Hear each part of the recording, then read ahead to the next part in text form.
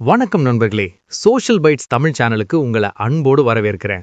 இன்னைக்கு நம்ம தமிழ்நாட்டு அரசியல்ல ஒரு மிகப்பெரிய அதிர்வை ஏற்படுத்தி இருக்கிற ஒரு விஷயத்தை பத்தி தான் ரொம்ப விரிவா பேச போறோம். பொதுவா ஒரு அரசாங்கம் ஏதாவது ஒரு பெரிய திட்டத்தை கொண்டு வருதுன்னா அது அமைச்சரவை கூட்டத்தில் விவாதிக்கப்பட்டு பல கட்ட ஆலோசனைகளுக்கு அப்புறம் தான் வெளியே வரும். ஆனா இப்ப முதலமைச்சர் மு.க.ஸ்டாலின் அவர்கள் செஞ்சிருக்கிற ஒரு காரியம் அவரோட சொந்த அமைச்சரவையில் இருக்கிற அமைச்சர்களுக்கே மிகப்பெரிய ஆச்சரியத்தை கொடுத்திருக்குன்னு தான் சொல்லணும். இதனாலதான் இன்னைக்கு அரசியல் வட்டாரத்துல திமுகவை இந்த விஷயத்துல அடிச்சுக்க முடியாது அப்படிங்கிற பேச்சு பலமா அடிபடுது.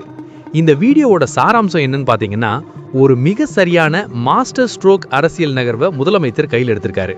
குறிப்பா தேர்தல் நெருங்கும் இந்த நேரத்துல மக்களோட மனநிலையை தன் பக்கம் இழுக்கக்கூடிய ஒரு ரகசிய திட்டத்தை அவர் செயல்படுத்தியிருக்காரு.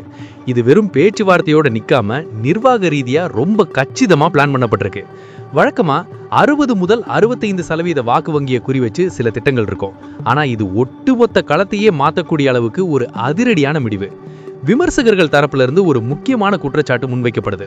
அதாவது இது ஒரு அரசு ஆதரவு லஞ்சம், ஸ்டேட் ஸ்பான்சர்ட் பிரைப் அப்படின்னு சொல்றாங்க. அதாவது மக்களோட வரி பணத்தை வச்சு தேர்தலுக்கு முன்னாடி கொடுக்கப்படுற ஒரு கவர்ச்சிகரமான பரிசு பொருள் மாதிரி இதை பாக்குறாங்க. ஆனா அரசாங்க தரப்புல இதை ஒரு மக்கள் நலத்திட்டமா தான் முன்னிறுத்துறாங்க. முக்கியமா இளைஞர்களையும் மாணவர்களையும் கவரும் விதமா ஸ்மார்ட் போன்கள் மற்றும் லேப்டாப் வழங்கக்கூடிய திட்டங்களை ரகசியமா தயார் பண்ணியிருக்காங்க. இதை பத்தின இந்த தகவலும் வெளியே கசியாம பார்த்துக்கிட்டது தான் ஸ்டாலினோட மிகப்பெரிய வெற்றியா பார்க்கப்படுது. இன்னொரு பக்கம் பாத்தீங்கன்னா, மாநிலத்தோட நிதி நிலைமை பத்தி நிதித்துறை செயலாளரும் இந்திய ரிசர்வ் வங்கியும் ஏற்கனவே சில எச்சரிக்கைகளை கொடுத்திருக்காங்க. கடனில் இருக்கிற ஒரு மாநிலம் இப்படிப்பட்ட பெரிய நிதி சுமையை எப்படி தாங்குங்கிற கேள்வி ஒரு பக்கம் இருந்தாலும் அதை பத்தி கவலைப்படாம இந்த திட்டத்தை மார்ச் அல்லது ஏப்ரல் மாதத்துக்குள்ள, அதாவது தேர்தல் அறிவிப்பு வர்றதுக்கு முன்னாடியே செயல்படுத்த துடிக்குது திமுக அரசு. இந்த விவகாரத்துல எதிர்க்கட்சிகளான பாஜக மற்றும் காங்கிரஸ் ஆகியோரோட நிலைப்பாடும் ரொம்பவே சிக்கலா இருக்கு.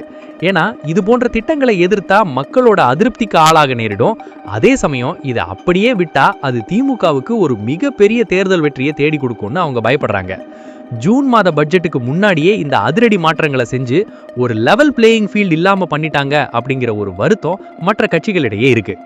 மொத்தத்துல அமைச்சர்களுக்கே தெரியாம இவ்வளவு பெரிய பிளான் போட்டு அதை செயல்படுத்த நினைக்கிறது ஸ்டாலினோட நிர்வாக திறமையை காட்டுதா, இல்ல இது ஒரு தேர்தல் தந்திரமா அப்படிங்கிறது தான் இப்போதே விவாதம். இந்த திட்டம் உண்மையிலேயே கடைக்கோடி மக்களுக்கு போய் சேருமா, இல்ல இது வெறும் தேர்தல் நேர கண் துடைப்பா? இதை பத்தி நீங்க என்ன நினைக்கிறீங்க நண்பர்களே? உங்களுடைய கருத்துக்களை கீழே இருக்கிற கமெண்ட் பாக்ஸ்ல சொல்லுங்க. மீண்டும் ஒரு முக்கியமான தகவலோட உங்களை சந்திக்கிறேன். மறக்காம நம்ம சோஷியல் பைட்ஸ் தமிழ் சேனலை தொடர்ந்து பாருங்க.